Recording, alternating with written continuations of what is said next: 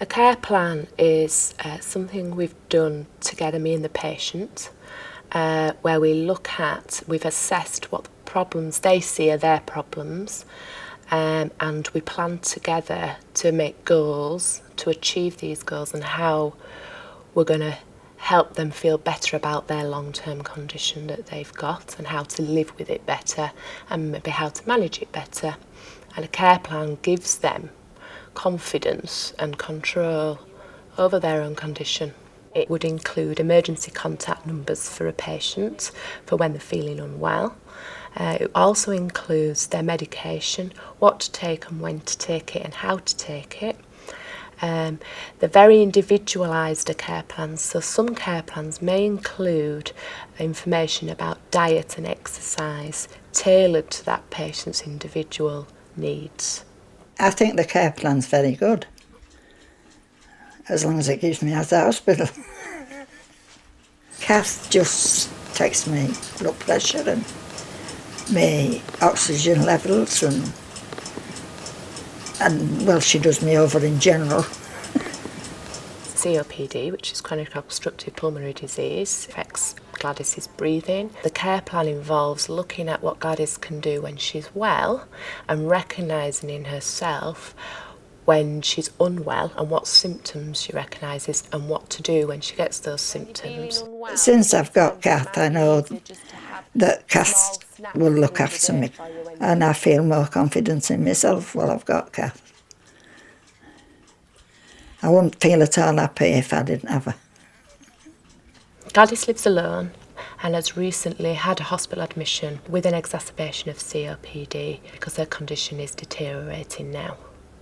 One of the things I want to talk to you about is recognising an exacerbation of your COPD, that you've got. Yes.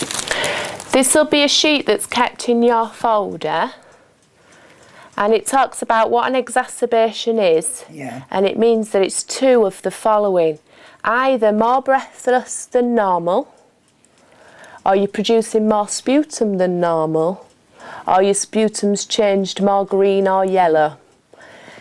And if you've got two of those things, yeah, it then tells you what you should do. So that would mean increasing your inhaler, using it more through the day. Care planning involves giving the patient information about their condition so they can take more control of their condition to avoid maybe an unnecessary hospital admission or becoming very unwell at home. The patient will identify with us what they think their main problems are, and that might be different to what a health professional thinks their problems are.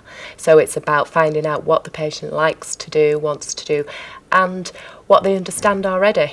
Up to now my brain's all right. Even if other parts are worn out, it's all right if I can do the deciding what's happening. I like to control my own life. The care plan forms part of the confidential medical records for the patient, and it's reviewed on a continuous basis with the patient, maybe when the patient's condition changes or the circumstances change. You recognise when you're getting one of these exacerbations, don't you? Yeah. I think what we can do is have the steroids and the extra antibiotics in the house for you, yeah, so that when you recognise that this is coming on, you can start taking them straight away, yeah, before it becomes too bad. You can always ring me and just say, I've got these symptoms, I'm thinking about starting my antibiotics and steroids, do you think that's right? Yeah. And I can just tell you over the phone, and then within the next couple of days I'd come out and see you anyway. Yeah. Our patients have got long-term conditions that cannot be cured, and we discuss with them their wishes about what they want to happen when they come to the end of their life. So it might be around choosing where to die. A lot of patients choose to die at home, and about who they want present. We make sure that everybody who's involved with the patient's care knows about this care planning, including the GP and the out-of-hours GPs, so that the patient gets what they wish for. I don't want no ventilator or no resuscitation. I just want to be left to go. I think it's everybody's right. that they decide themselves when they want to go. I'm not frightened of death.